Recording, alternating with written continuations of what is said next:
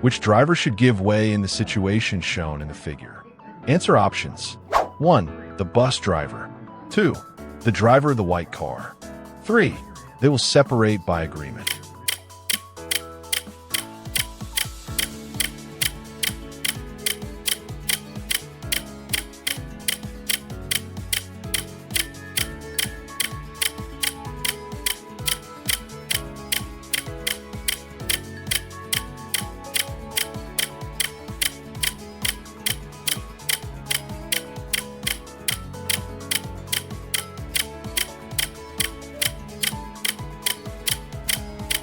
Problem analysis.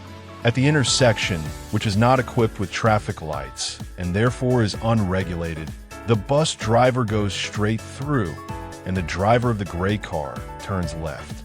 There is an equally significant road intersection sign at the site to help solve this problem. This road sign warns about approaching an intersection of equal significant roads.